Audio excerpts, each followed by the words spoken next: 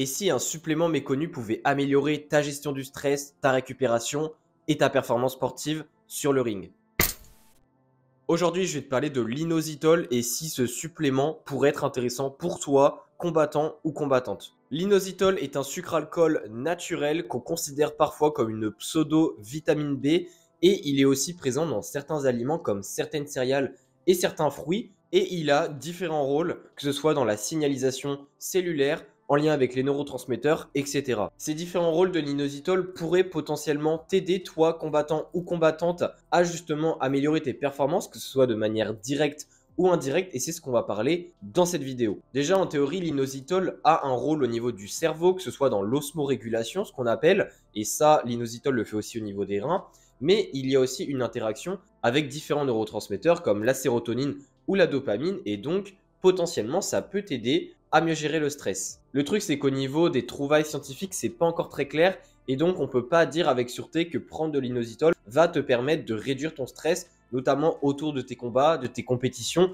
et même de manière générale. La forme principale de l'inositol, et notamment en supplémentation qu'on appelle le myo-inositol, a justement un grand lien avec le métabolisme énergétique et notamment avec l'insuline. Et différentes études, d'ailleurs je t'en mettrai une dans la description de la vidéo, comme d'habitude, il y a les ressources scientifiques en description, eh bien, ils ont trouvé que effectivement prendre de l'inositol en supplémentation et plus précisément de la myo-inositol dans la plupart des cas pouvait augmenter la sensibilité à l'insuline et donc permettre à tes cellules de mieux recevoir le glucose qui peut faciliter à la fois ta récupération puisqu'effectivement si tu as des gros pics d'insuline ou si ton glucose est mal pris au niveau des cellules, ça peut impacter tout le métabolisme cellulaire à l'intérieur et donc ta récupération après tes entraînements. Et en plus de ça, ça peut aussi aider ta fatigue parce que, encore une fois, une insuline qui n'est pas suffisamment sensible, qui est un peu dérégulée, eh bien, ça peut impacter ton état de fatigue général. L'inositol a aussi beaucoup de liens avec le métabolisme énergétique, comme je te l'ai dit au début de la vidéo, que ce soit lié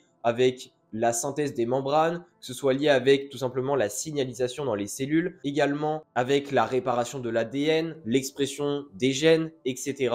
Mais il y a aussi un lien avec l'oxydation des graisses. Et possiblement, eh bien, il y a des études qui ont l'hypothèse que prendre de l'inositol en supplémentation pourrait t'aider à perdre plus de poids, ce qui est vraiment très intéressant pour les combattants et combattantes. Mais gros problème, c'est que les études pour le moment n'ont pas prouvé que l'inositol, en pratique, prendre ça en supplémentation pouvait aider à perdre plus de poids et il n'y a pas eu de différence entre les personnes qui prenaient l'inositol et les personnes qui n'en prenaient pas. Autrement dit, rien n'est validé à l'heure actuelle. Qu'est-ce qu'on pourrait en conclure par rapport à l'inositol, par rapport à ce que dit la science à l'heure actuelle? Eh bien, l'inositol pourrait être intéressant pour les personnes qui ont des problèmes d'insuline, donc notamment des petites résistances à l'insuline, qu'elles soient diabétiques ou non.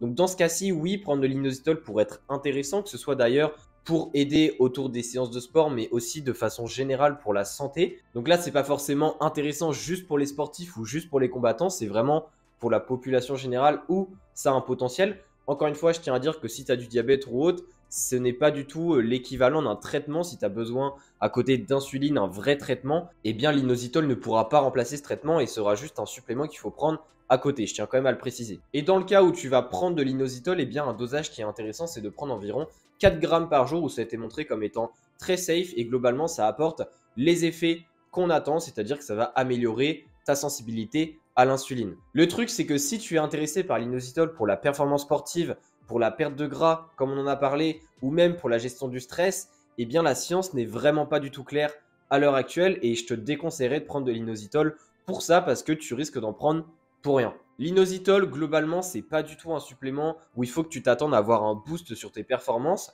Du moins, pour le moment, on ne peut pas dire que c'est le cas. Je tenais aussi à faire cette vidéo pour expliquer que c'est pas parce que une molécule a des effets théoriques qui font telle chose et telle chose que si tu en prends en supplémentation, eh bien en pratique, ça va t'apporter ses effets bénéfiques et donc ses rôles avec une plus grande expression, on pourrait dire. C'est-à-dire que c'est pas parce que, imaginons, l'inositol améliore ou joue un rôle dans l'oxydation des graisses que plus tu vas en prendre en quantité, c'est-à-dire que tu vas prendre une supplémentation et plus tu vas oxyder des graisses et donc tu vas perdre du gras. C'est un petit peu trop magique pour que ça marche comme ça et la plupart des suppléments, eh bien, même si en théorie il y a ces rôles, eh bien en pratique quand tu en prends en supplémentation, ça ne réplique pas forcément ces rôles-là et donc ça n'a pas les effets que tu espérais et que tu avais vus en théorie. Et l'inositol, pour le coup, ne fait pas exception. Et encore une fois, à part la sensibilité à l'insuline, il n'y a pas forcément d'intérêt que tu en prennes. Et donc, c'est pas du tout fait pour tout le monde.